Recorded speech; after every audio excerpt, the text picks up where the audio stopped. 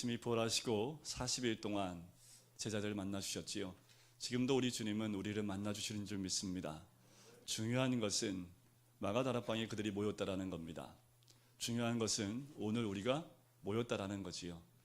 주를 위하여 모인 모든 곳에 우리 주님은 만나주시고 또 40일 동안 하나님 나라의 일을 말씀해 주셨듯이 주님은 지금도 우리에게 말씀하여 주시고 우리에게 알려주시고 또한 우리로 하여금 하나님의 나라를 확장하고 하나님 나라를 이루기를 원하시는 분이 우리 주님인 줄 믿습니다. 그렇게 이제 40일 동안의 모든 일을 마치시고 승천하시지요. 그리고 오순절이 오기 딱 열흘 동안 그들이 세 가지 일을 합니다. 첫 번째는 예수님 말씀에 순종해서 예루살렘을 떠나지 않고 아버지께서 약속하신 것을 기다렸습니다.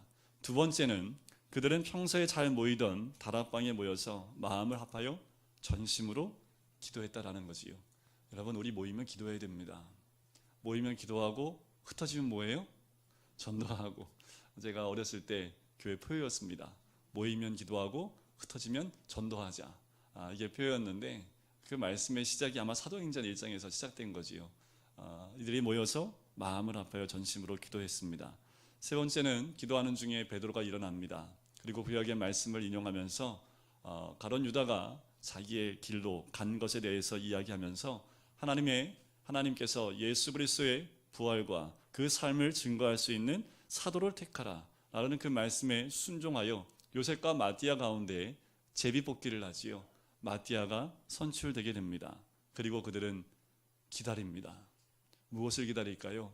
우리 주님 말씀하신 그 성령이 오시기를 그들이 마가다락방에서 기다립니다. 그리고 드디어 1절 말씀이 이렇게 시작을 합니다. 오순절 날이 이미 이르매 그들이 다 같이 한 곳에 모였더니. 주님의 영이신 성령께서 강림하실 때 그때를 오늘 1절 말씀에 오순절이라고 합니다. 오순절이란 그 날은 어떤 날이냐 하면 이스라엘 백성이 애굽에서 구원함을 받았던 그것을 기념하는 날이 6월절이지요. 6월절 날 그 다음 날부터 50일을 센 그 50일째 되는 날을 오순절이라고 우리는 얘기를 합니다. 그래서 구약시대에는 6월절 후 7주가 지난 날이라고 해서 77절이라고도 하고요. 가나안 땅에 들어가면 이때가 보리를 추수할 때이기 때문에 그것을 감사해서 맥추절이라고도 합니다. 이 오순절은 6월절, 장막절과 더불어 이스라엘의 3대 절기에 속하는 그 절기입니다. 하나님께서 출애굽기 23장에 보면 이스라엘 남자는 반드시 1년에 3차례 성전으로 나올 것을 명령을 합니다. 그것이 6월절, 오순절, 그리고 장막절입니다. 이스라엘 전 지역에 흩어져 있던 그 남자들이 이때만 되면 다 가족들과 함께 예루살렘 성전으로 몰려와요. 역사가 요세푸스에 의하면 당시에 예루살렘에 모여들었던 사람의 숫자가 약 200만 명이었다라고 얘기합니다. 숫자가 잘 모르시겠죠, 그죠? 서울 인구가 1000만이 안 됩니다. 그죠? 1000만 넘었다고 하는데 많이 빠져나가서 1000만이 안 돼요. 그러니까 1000만이라고 하면 서울 인구의 몇 분의 몇입니까? 5분의 1이지요, 그죠? 200만이니까 그 5분의 1이라는 숫자가 요 성동구만한 곳에 다 모이는 겁니다. 생각을 해보세요. 성동구에 몇 명이나 되겠습니까? 200만 명이 모였다고 생각해 보세요. 어마어마한 인구가 모여 있는 거지요. 오늘 이 오순절 날에도 굉장히 많은 사람이 모였다라고 기억이 되어져 있습니다. 당시에 여러분들 오늘 본문 말씀 바로 다음 절 5절 말씀에 보면 이렇게 나와요. 그때 경건한 유대인들이 천하 각국으로부터 와서 예루살렘에 머물러 있더니. 자, 이 한 절 말씀에 머물러 있더니라는 그 말 안에는 장기적으로 체류하고 있었다라는 의미가 기록되어 있습니다. 무슨 말이냐 하면 옛날 유대인들이 모였을 때는 예루살렘, 지금 말하면 강원도, 충청도, 경상도 요 정도에만 흩어져 살았는데 이들이 속국이 되면서 각 나라로 다 포로로 잡혀가지요. 터전이 세계 곳곳으로 흩어져 있는 디아스포라로 흩어져 있었습니다. 그럼에도 불구하고 이들은 소망함이 있었어요. 뭐예요? 6월절에 예루살렘 성전에 오는 것이 이들의 꿈이었습니다. 그래서 1년 내내 적금을 부어요. 돈을 모아요. 거기서 뭐 하는 거예요? 6월절만 되면 예루살렘 성전으로 오는 거지요. 이들이 가장 소원하는 것이 그거였거든요. 그들 가운데에는 이 오순절까지 지키길 원하는 사람이 있었습니다. 3대 명절에 다 와야 되지만 형편상 다 못 오니까 6월절에만 왔는데 그들 가운데는 아예 집에 안 돌아가요. 왜 그럴까요? 50일만 버티면 뭘 맞이할 수 있어요? 오순절. 그러니까 50일 동안 예루살렘 버티는 거예요. 50일 동안 거기서 머물고 살고 있다가 이 오순절까지 다 지키고 고향으로 돌아가게 됩니다. 그들을 거룩한 그리고 경건한 유대인들이다 라고 이야기를 하고 있는 거예요. 그러니까 지금 여기에 모여있는 사람들의 많은 숫자는 6월절을 지키고 오순절까지 온 겁니다. 다시 말씀을 드릴까요? 이곳에 모여있는 사람은 예수님의 십자가를 보았던 유대인들입니다. 그리고 그들이 50일 동안 이 예루살렘에 머물면서 오순절까지, 그러니까 이 예루살렘에 있었던 6월절에 있었던 예수님의 사건까지 다 알고 있고 보고 있었던 그 모든 유대인들, 그들이 이 예루살렘에 모여 있습니다. 그런데 중요한 건 뭐예요? 성령이 누구한테 임했습니까? 그들에게 임했습니까? 마가 다락방에 있는 120명 가운데 임했습니까? 성령님은 그 많은 다수에게 임하는 것이 아니라 다락방에 모여 있는 하나님 말씀에 따라 한 마음으로 모여 있는 이들 가운데 임했다라는 거지요. 우리가 주일마다 모일 때 이런 마음으로 모였으면 좋겠습니다. 이 마음으로 모일 때 성령께서 우리 가운데 역사하실 줄 믿습니다. 자, 오순절 날이 이미 이름에, 이 말은 이런 의미가 좀 있는 것 같아요. 오순절 날이 벌써 임했네. 야, 내일이면 설날이야. 내일 모레면 설날이 벌써 임했네. 벌써 왔네. 이런 의미로 우리가 좀 받아들일 수 있겠지만 헬라 말을 보면 이런 의미가 아닙니다. 헬라 말에 의하면 이 이미 이름에라는 말이요, 가득 채워졌다라는 그 의미예요. 그게 뭐냐면 이만한 물통에 우리 항아리에 물을 채운다고 생각해 보세요. 그래서 이 바가지로 물을 계속 넣는다고 생각해 보세요. 그럴 때 강조를 어디에 두냐에 따라서 말이 달라집니다. 예를 들어서 속도를 강조할 때 벌써 꽉 찼네 이렇게 얘기하겠지요. 그런데 속도가 아니라 양을 강조할 때는 물통에 물이 가득 채워졌네 라고 표현을 하겠지요. 지금 여기서 이미 이름에라는 그 번역은 후자의 뜻입니다. 그러니까 오순절 날이 가득 채워졌다라는 그 뜻이지요. 다시 말씀을 드리면 하나님의 치밀하신 섭리 속에서 마침내 오순절을 맞이했다. 그 날이 꽉 찼다라는 그 의미입니다. 갈라디아 4장 4절 말씀처럼 때가 참에 하나님이 그 아들을 이 땅에 보내사 여자에게 나게 하시고 때가 참에 하나님이 계획하신 그 섭리의 때가 가득 채워졌다라는 그 의미가 오늘 오순절 날이 이미 이름에라는 그 말씀입니다. 그런데 오순절 날이 임하시길 주의 이름으로 간절히 축원드립니다. 언제가 오순절일까요? 우리 7월 1일을 우리 맥주절로 지키고 있지만 우리 7월 1일이 오순절이에요? 아니요. 오순절이라는 것은 그들에게 절기이지만 오순절은 다시 말씀을 드리면 성령 강림절입니다. 성령 강림절이라는 건 뭘 의미해요? 성령님이 우리에게 임하는 거지요. 언제 임했을까요? 오순절 날이 이름에. 그 말은 뭐라고요? 하나님의 섭리와 그 뜻이 가득 채워졌을 때 우리에게 이미 성령의 임하는 오순절 날이 이미 이른 줄 믿습니다. 또 소망하는 것은 오순절 날이 오늘 이미 이르렀기를, 가득 채워졌기를 저는 소망합니다. 성령님은 그렇게 오순절이 가득 채워졌을 때 그때 성령께서 역사하신다라는 거지요. 하나님의 오묘하신 구원의 섭리 속에서 이루어진 겁니다. 그래서 본문은 오순절이 가득 채워졌을 때라고 증언을 하고 있는 거예요. 인간의 계획이나 어떠한 의지나 가지고 하는 것이 아니라 하나님의 때가 되어 하나님의 의해서 이루어진 구원 사건임을 정확하게 표현하고 있는 것이 오순절 날이 이미 이름에 그 한 단어에 하나님의 때를 이야기하고 있는 거지요. 그때가 여러분들 가운데 임하기를 주님의 간절히 축원드립니다. 언제 임한다고요? 자, 다시 그 다음 말씀 한번 볼까요? 본문에 보면 그 다음 말씀에 이렇게 나옵니다. 다 같이 한 곳에 라는 곳에 나오지요. 다 같이 한 곳에 모여라는 말이 나옵니다. 왜 성령께서는 굳이 그곳에 임했을까? 마가다락방이 특별한 장소였을까요? 그곳에 가면 다 성령이 임할까요? 여러분들 이런 소문나면 얼마나 좋을까요? 금강교회 오면 다 성령 충만함 받더라. 이 장소에 다 와야 돼. 그러면 아마 이거 미어지고 터질 겁니다. 아마 소문 좀 내보세요 한번. 여러분들 그럴까요? 다락방이 그런 의미일까요? 다락방이 너무 특별하기 때문에 그래서 성령님이 그 다락방에 임했던 걸까요? 자, 여기서 우리말의 같이라고 번역된 헬라 말의 원어 뜻을 보면요, 한 마음을 품고라는 의미입니다. 따라서 본문이 강조하는 것은요, 교인들이 한 곳에 있다는 것이 아니라 모두 한 마음을 지니고 있었다라는 것을 강조하고 있는 거예요. 다락방이 그곳이 중요하긴 하죠, 그렇죠? 하지만 그 장소보다 더 중요한 건 뭐예요? 그들이 한 마음과 한 뜻을 가지고 모였다라는 겁니다. 여기에 성령이 임하시는 중요한 요건이 여기에 있습니다. 이곳에 우리 왜 모였을까요? 어떤 마음으로 모였을까요? 우리가 다 한 마음이 한 뜻이 되어질 때 이곳에 성령이 임하실 줄 믿습니다. 이들이 한 마음으로 구체적으로 무엇을 구했을까요? 바로 예수님께서 승천하며 약속하신 성령님을 기다리라고 하는 그 사모함을 마음을 가지고 모인 거지요. 주님의 말씀을 따라 성령님을 온전히 대망하며 기도하는 마음을 지닌 사람들, 그들이 초대교회 성도들이었습니다.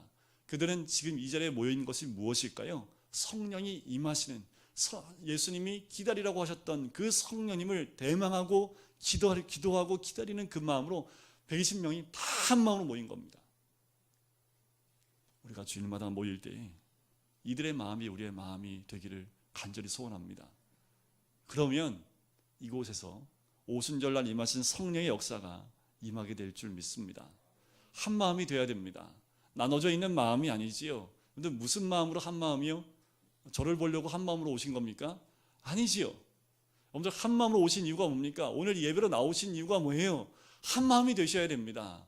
예수를 만나기 위해서, 하나님만을 경외하기 위해서, 성령의 충만함을 위해서 한 마음으로 우리가 모두 이 자리에 모였다면 성령님은 바로 이곳 가운데 조명하시고 임재하실 줄 믿습니다. 바로 그 마음, 성령의 임재를 기다리고 대망하는 그 마음이 바로 낮은 마음입니다. 이처럼 하나님 말씀인 성경은요, 삼위일체 하나님이 언제나 예외 없이 어디에 임하는지를 보여주는 거지요. 성령님이 그 화려한 궁정에 임한 것도 아닙니다. 웅장한 예루살렘 성전에 임한 것도 아니에요. 어디에 임했다고요? 그냥 사람들이 눈여겨보지 않은 다락방, 그곳에 모여있는, 그 장소에 모여있는 그 사람들 가운데 임하셨다라는 거지요. 그 주님은 높은 곳에 오시는 분이 아니라 낮은 곳에 오시는 분인 줄 믿습니다. 주님을 바라보고 주님을 대망하고 소망하는 사람들 가운데 임하시는 분이 우리 주님인 줄 믿습니다. 우리 주님은 가장 낮고 낮은 인간의 마음속에 오세요. 높은 마음이 아닙니다. 주님을 만나기 위해서 나온 사람들의 마음이 높을 수가 없지요. 예수를 만나려고 나오는 사람들의 마음이 높을 수가 없습니다. 낮은 자리에 임할 수밖에 없는 거지요. 우리 모두 본문에 나오는 이 성도들처럼 매 주일마다, 아니 오늘이요, 한 마음이 되었으면 좋겠습니다. 하나님만 바라보고 성령님이 임하실 것을 기대하는 마음으로 우리가 다 한 마음이 되어졌을 때 성령님이 우리들 가운데 찾아와 주시고 충만하게 임하실 줄 믿습니다. 자, 어떻게 낮은 자리에 임하시는지 한번 보여드릴게요. 1907년에 평양 대부흥 운동이 일어납니다. 그럼 동양의 예루살렘이 어딘 줄 아세요? 평양입니다. 그곳에 장대현 교회가 있어요. 그 장대현 교회에서 있었던 성령의 역사의 사건, 그것을 기록한 내용이 있습니다. 좀 소개를 해드릴게요. 이렇게 글을 적고 있습니다. 앞부분을 좀 잘라내고 중요한 부분만 말씀을 드리면, 많은 사람들이 집으로 돌아갔고 500에서 600명가량이 남았습니다. 우리는 이들을 장대현 교회 건물의 한 L자형 예배실에 모으고 집회를 시작했는데, 그 집회는 우리 중 아무도 지금까지 목도하지 못했던 그런 집회였습니다. 자, L자 교회가 뭐냐면 말 그대로 L자입니다. 자, 이런 거죠. 여기가 이제 L자라고 보시면 이쪽에 여자분들이 앉아요. 그리고 커튼을 칩니다. 이쪽에는 누구만 앉아 있을까요? 남자만 앉아 있습니다. 그때 당시에는 여자가 남자를 보면 안 돼요. 남자가 여자를 보면 안 되는 때입니다. 그래서 L자로 만들어서 목사님은 누구를 향해서 선포를 해요? 남자를 향해서. 여자분들은 커튼 뒤에 이쪽에 앉아서 아멘만 합니다. 그게 L자 교회예요. 그렇게 그 엘자 교회에 모여서 집회를 하는데 그 후에 죄를 고백했으며 즉시 하나님의 영이 그곳에 회중들 가운데 임했습니다. 한 사람 한 사람이 일어나 자신의 죄를 고백했고 흐느껴 울며 마루 바닥에 꼬꾸라졌고 혼신을 다해 통행하는 가운데 손으로 바닥을 두들겼습니다. 내 요리사가 죄를 고백하려고 시도하다 집회 중간쯤 통회하며 그 방을 가로질러 내게 와서는 목사님, 내게도 소망이 있습니까? 나도 용서를 받을 수 있겠습니까? 라고 소리치고는 바닥에 쓰러져 울고 또 울고 거의 고통 속에 절규했습니다. 때때로 죄의 고백이 있은 후 전 회중이 통성으로 통회의 기도를 드렸고 수백 명의 남자 성도들이 통성으로 함께 드리는 기도의 효과는 무언가 형용할 수 없었습니다. 다시 또 다른 사람이 죄를 고백한 후 회중들은 통제할 수 없을 정도의 통회의 기도가 시작되어 우리 모두 울었고 우리는 어떻게 할 수 없었습니다. 그 저녁에 있었던 가장 놀라운 일 중에 하나는 한 대학생의 기도였습니다. 그는 하나님 앞에 공개적으로 죄를 고백하고 싶다고 요청 기회를 얻었습니다. 떨리는 목소리로 그는 기도를 시작했습니다. 나는 결코 전에는 그런 기도를 들은 적이 없었습니다. 우리는 하나님 앞에 완전히 발가벗겨진 한 영혼의 모습을 보았습니다. 그는 간음, 증오, 아내에 대한 애정 결핍, 내가 기억하지 못하는 몇 가지 다른 죄를 고백했습니다. 기도하면서 그는 통회하였으며 실제로 거의 자신을 통제하지 못했습니다. 그가 통회하자 청중들도 그와 함께 통회하였습니다. 우리 모두는 마치 우리가 살아있는 하나님의 면전에 있는 것처럼 느껴졌습니다. 성령의 역사가 있었던 1907년에 있었던 그 사건을 생생하게 목사님이 기록한 내용입니다. 어떠세요? 낮아졌지요? 우리 주님은 지금도 낮은 자리에 오시는 분입니다. 우리의 죄를 회개하고 주님 앞에 통회하며 울부짖고 기도하는 그 자리에 성령이 임하시고 또 회개함으로 성령이 임하시는 그 놀라운 사건이 바로 100여 년 전, 아니요 110년 전이 되겠네요. 이 땅 가운데 임했던 것을 우리는 다 기억을 합니다. 지금도 우리 주님은 변함이 없어요. 우리 주님은 낮은 마음 가운데 찾아오시는 분인 줄 믿습니다. 자, 그들이 흩어지지 않고 한 곳에 모였을 때 갑자기 하늘에서 소리가 나지요. 그 소리가 난다는 것 2절 말씀에 나옵니다. 그 소리를 한번 볼까요? 2절을 같이 읽겠습니다. 시작. 호련히 하늘로부터 가득하여. 자, 이 120명이 기도하고 있던 바로 그 시간에 오순절 사건이 막 시작됐던 그때에 무슨 소리가 들려요? 쉬. 그래서 기도원 가면 이런 소리 많이 내시죠. 어떤 분들이 계속 바람 소리만 씩씩 소리를 내요. 이게 바람 소리인지 무슨 소리인지 인위적으로 그 소리가 나는 거 아닙니다. 실제로 이 바람의 소리가 진짜 바람의 소리인지 아닌지도 우리는 확인할 방법이 없습니다. 근데 중요한 건 뭐예요? 그곳에 있던 사람들은 그들의 영이 흔들릴 만한 어마어마한 사건을 그 다락방 가운데서 경험을 했다라는 거지요. 바람이 분 거예요. 여러분들 지금 바람이 없지요? 그지요? 바람이 불면 이 안에 있는 공기가 달라집니다. 자, 이 바람이라는 것은 하나님의 호흡, 하나님의 숨결을 의미하는데 이 바람이라는 그 말의 원어를 보면 이 바람은 이렇게도 해석이 돼요. 생명의 호흡이라. 그래서 요한복음에 보면 예수님이 부활하셔서 제자들에게 나타나셔서 숨을 내쉬며 라는 말이 나옵니다. 그 말이 여기서 바람이라는 그 단어를 쓰고 있다는 거지요. 예를 들면 이런 거지요. 지금은 다 따뜻하니까. 근데 제가 어렸을 때만 해도 이 우풍이 너무 세가지고 바닥은 등은 뜨거운데 콜은 빨갛게 했던 그때가 기억이 나요. 그때는 방 안에 이불을 뒤집어 쓰고 있으면 따뜻한데 이걸 벗으면 우풍이 세서 참 추웠지요. 그렇게 온도를 이렇게 유지하고 있으면 그 안에 이제 약간 오래된 냄새가 배깁니다. 그때 누가 방문을 딱 열면 어떨까요? 순간적으로 그냥 찬바람이 쑥 들어오지요. 그 순간적으로 고개를 딱 돌리면 누군가 들어와요. 그러면 그 사람과 함께 바람과 함께 그 사람의 체치가 함께 이 방 안으로 들어오는 것을 우리가 기억하실 겁니다. 저는 그런 거 많이 경험하죠. 빨리 문 닫어 막 이렇게 얘기를 하는데 그렇게 되면 어떻게 공기가 순식간에 찬바람과 함께 공기가 다시 새로워지는 것을 경험하는 거지요. 오늘 여기서 일어난 사건이 그겁니다. 120명 그 한 사람 한 사람에게 있었던 그 공기의 흐름이 하나님의 공기로 순식간 바뀌어버린 겁니다. 장소적인 의미일까요? 그 다락방에 있는 공기가 달라진 걸까요? 아니요. 그곳에 있는 그 한 영혼 한 영혼에게 임했던 공기로 통해서 그 영혼들 가운데 새로운 바람이 불기 시작한 겁니다. 그것은 하나님의 최치였고 그리스도의 생명이었고 그리스도의 바람이었습니다. 에스겔서 37장에 보면 에스겔이 대언하여 생기어 다시 뼈와 뼈가 붙고 또 살이 붙은 그들에게 들어가라 대언했을 때 생기가 들어감으로 그 마른 뼈밖에 없었던 그곳 가운데 큰 군대가 일어났던 사건을 우리가 기억을 합니다. 그 생기가 무엇이냐면 생명이지요. 아담을 만드시고 그 코에 생기를 불어넣으셨다라는 그 생기가 오늘 여기서 말하는 그 바람입니다. 다시 태어나는 거지요. 다시 시작하는 겁니다. 이것이 성령의 역사입니다. 성령의 바람이 분 거지요. 하나님의 호흡이고 하나님의 영이었던 겁니다. 하나님의 생기였던 거지요. 하나님의 생기가 지금 오순절 다락방에 기도가 있던 모든 무리 속에 바람처럼 불어오기 시작한 겁니다. 이것이 오순절의 시작이지요. 그런데 그 다음 말이 재미있습니다. 그 바람이 제자들이 앉아있는 방에 어떻게 했다고 나옵니까? 온 집에 가득했다라는 거지요. 여러분들 가득해야 됩니다. 불 다 많은 거 아니에요. 그 방 안에 온 집에 가득하여 하나님의 생명으로 가득가득 채워진 것처럼 여러분들 이곳 가운데 우리 교회의 그 생명이 가득 채워졌으면 좋겠습니다. 더 나아가서 우리 한 영혼 한 영혼 구석구석까지 그 바람으로 새로운 새 숨결로 새 생명으로 가득 채워지는 놀라운 은혜가 있기를 주의 이름으로 간절히 축원드립니다.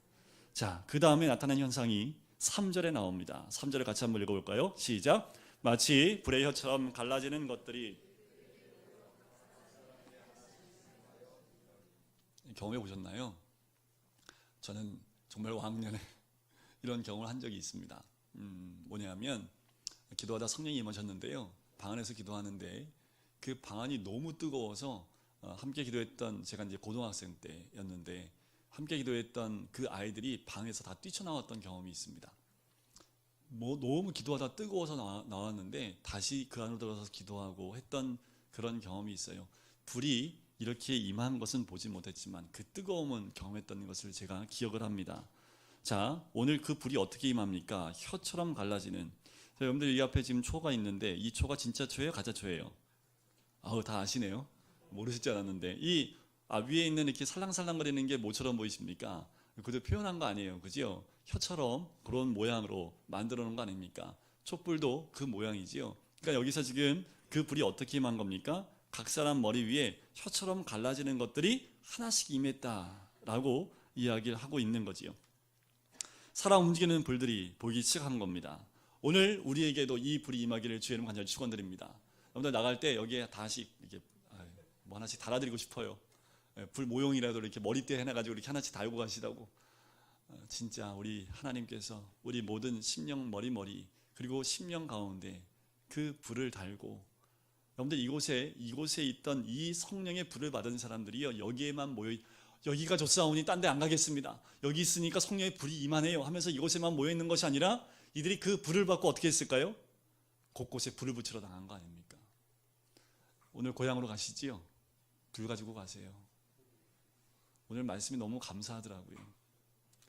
친척들 만나지요. 그죠? 또 내일 모레면 또 글피되면 가족들이 다 모입니다.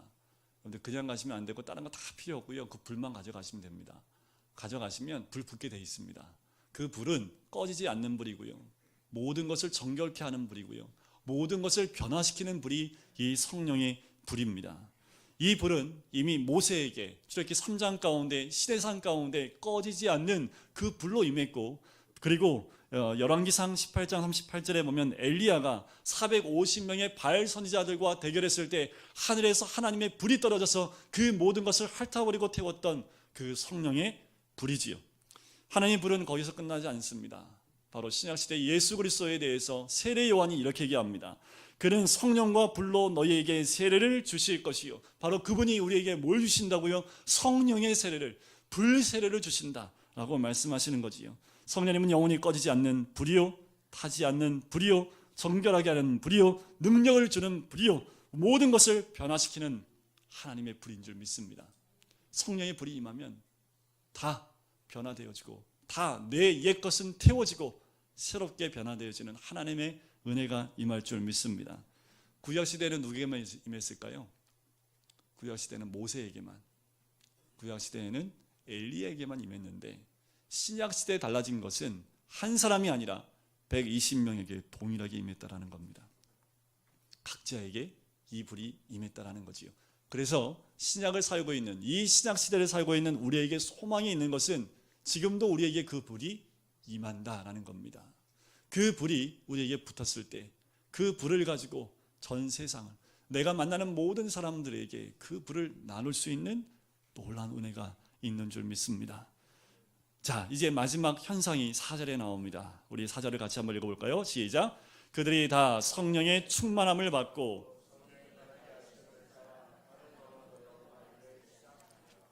성령님이 이제 그들의 몸을 만지기 시작을 합니다. 성령이요, 그들의 몸에 육체로 채워지기 시작하고요, 그들의 사고에 채워지기 시작하고요, 그들의 지성과 지적인 모든 사고활동 가운데 성령이 임하시기 시작합니다. 더 나아가서 그들의 영 속에도 하나님의 영이 임하시는 거지요. 에베소서 5장 18절에 보면 술 취하지 말라, 이는 방탕한 것이니 오직 성령의 충만함을 받으라. 성령 충만이 무엇입니까? 이거예요. 충만이라는 건 뭐냐면 가득 채워진 거죠. 빈틈이 없는 겁니다. 조금이라도 빈틈 하나 없이 완전히 채워지는 것. 내 삶 속에, 내 모든 삶 속에, 내 몸 속에, 내가 있는 모든 공간에 하나님의 영, 성령이 임하는 것. 바로 성령이 내 몸 속에, 내 인격 속에, 내 신앙 속에 빈틈없이 숨겨진 공간 하나도 없이 완벽하게 임하는 것. 그것이 성령의 충만함입니다. 그럼 그 뜻이 뭘까요? 그것은 나를 통치하고 지배하신다라는 그 의미입니다. 성령이 충만하다는 뜻, 성령이 나를 통치하고 지배하시기 시작했다라는 거지요. 그분이 나의 사고를, 나의 판단을, 나의 선택을, 나의 말을, 나의 모든 일을 다 통치하시고 임하신다라는 그 말씀입니다. 그러면 그 결과는 어떻게 될까요? 결과는요, 이렇게 나타납니다. 성령님이 시키는 말하고요, 성령님이 시키는 대로 행동하는 거지요. 그것이 성령 충만의 결과입니다. 바로 나를 통제하고 언어를 지배하시면 성령이 시키는 말을 내가 하게 되는 거지요. 그것이 통치의 증거입니다. 근데 방언할 수 있습니다. 저도 방언 받았고요. 통역까지 받다가 말았는데 여러분들 방언, 통역, 예언의 은사, 그리고 여러 가지 은사들이 많지요. 성령의 은사가 굉장히 많습니다. 병치유의 은사, 여러 가지가 많아요. 그러나 그것만 가지고는 잘 몰라요. 그 사람이 무슨 말을 하는지를 잘 들어보셔야 됩니다. 만약 그 사람이 성령의 모든 은사를 다 받았다 할지라도 이상한 소리를 하면 그것은 거짓입니다. 분명히 오늘 말씀에 성령의 충만함을 받고 성령이 말하게 하심을 따라 말한다고 했지요. 성령의 말하심을 따라 말하지 않는다면 다 거짓일 수 있다라는 거지요. 누구의 통제를 받느냐 하는 것은 무슨 말을 하는지에 따라 결정이 됩니다. 성령의 생각을 말하고 있습니까? 아니면 내 생각을 말하고 있습니까? 찬송을 부를 때 성령님을 기쁘게 찬양하고 있습니까? 아니면 단지 앞에서 전도사가 부르니까 따라하고 있습니까? 우리의 기도가 성령에 의해서 터져나오는 것입니까? 아니면 그냥 임의로 하는 기도입니까? 그것이 어찌 성령이 충만하다 할 수 있을까요? 하나님이 원하시는 생각을 내가 하고, 하나님이 원하는 말을 내가 말하고, 하나님이 원하시는 행동을 내가 하게 되는 것, 이것이 성령 충만입니다. 이들에게 성령이 충만히 임하여 그들의 말을 하나님이 통제하기 시작하는 거지요. 이들이 성령이 말하게 하심을 따라 말하기를 시작했다라는 겁니다. 아유, 목사님 어떻게 그렇게 얘기해요? 맞아요. 어떻게 우리가 다 그렇게 할 수 있습니까? 그런 생각이 들더라고요. 그럼 말하지 않으면 됩니다. 말하지 않으면 됩니다. 근데 우리 말 안 하고 살 수 없죠. 또 우리가 오늘 이 시간 성령의 말하게 하심을 따라 그 말을 가지고 가세요. 그것이 성령의 불입니다. 여러분들 만나는 친척들과 만나게 되는 모든 식구들에게 성령이 말하게 하심을 따라 말을 하십시오. 그 생명이 나누어집니다. 성령의 그 놀라운 뜨거움과 변화됨이 나누어집니다. 그리고 복음이 나누어지게 되는 거지요. 예수를 믿는 사람은요, 누구를 만나도 기뻐요. 감격스럽지요. 어떠한 사건을 만나도요, 그 사건에 대한 기대감이 있는 겁니다. 그것이 좋은 일이든 나쁜 일이든 상관이 없어요. 왜냐하면 내 인생이 아니라 누구의 삶이기 때문에 그렇습니까? 그분의 삶이기 때문에 그렇습니다. 이제 내가 사는 것이 아니라 내 안에 누가 사신다고요? 그리스도께서 사시기 때문에 그분이 기뻐하는 것을 내가 기뻐하는 거지요. 그분이 슬퍼하는 것을 내가 슬퍼하고 그분이 가기를 원하는 곳에 내가 가는 거지요. 이렇게 이들은 성령의 충만을 받아서 이제 각지로 흩어집니다. 우리도 오늘 성령의 충만을 위해서 간구하며 기도할 텐데, 오늘 내가 받은 그 성령, 그분과 함께 여러분들 다 흩어지시겠지요. 가족들을 만나고 가는 곳으로 가시겠지요. 이들은 이렇게 성령의 충만을 받아서 예루살렘과 온 유대와 사마리아와 땅끝까지 이르러 주의 복음을 전하게 됩니다. 이것이 성령 충만한 자의 삶이고 이끌리는 삶인 줄 믿습니다. 우리 모두가 이 믿음의 삶, 그리고 성령의 충만한 삶으로 인격까지 온전히 성령으로 가득 채워져 하나님의 은혜를 나누시는 우리 모든 성도님 되시기를 주님으로 간절히 축원드립니다. 우리 같이 기도하실까요?